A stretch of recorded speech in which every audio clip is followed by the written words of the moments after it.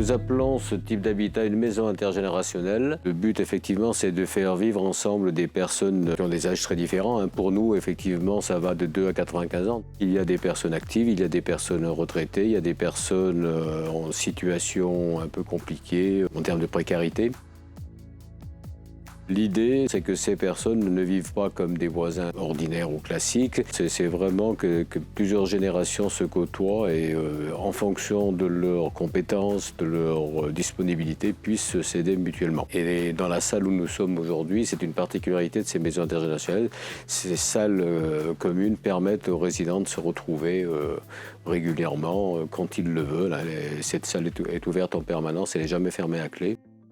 Eh ben, il y a des ateliers cuisine, il y a des ateliers jeux, il y a du jardinage le samedi. Ben, ça permet d'être avec les gens, de passer des moments agréables, conviviales surtout. Et je me retrouve en Afrique avec les voisins, le voisinage, donc vraiment ça passe bien.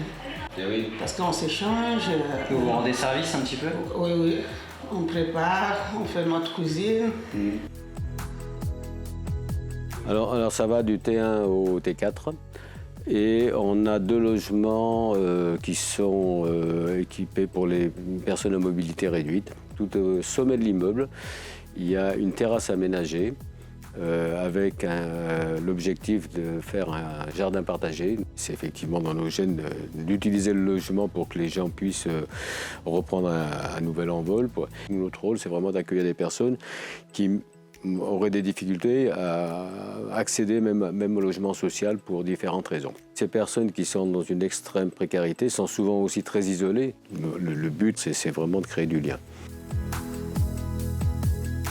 Le SAVS accompagne 69 adultes en situation de handicap, 34 personnes vivent en appartement seul et 35 en appartement partagé, en colocation, donc des appartements entre 3 et 11 personnes.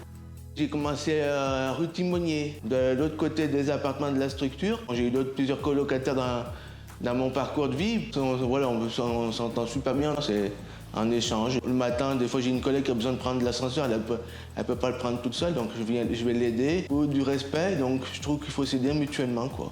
Mes parents ne sont pas tout jeunes, donc ça me donne déjà un peu d'autonomie, ça me permet d'aller faire quelques courses tout seul. Ils partagent donc des lieux communs et puis ils ont chacun leur chambre.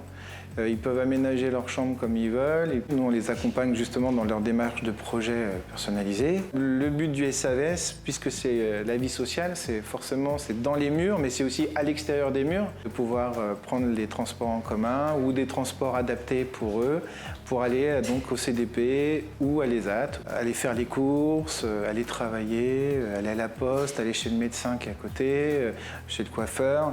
Souvent, pour beaucoup, ils sont passés d'abord sur un appartement partagé par 6 parce qu'ils avaient besoin d'être rassurés, de voir un peu comment se passait, quitter le cocon familial où les parents sont là aussi pour beaucoup de guidance.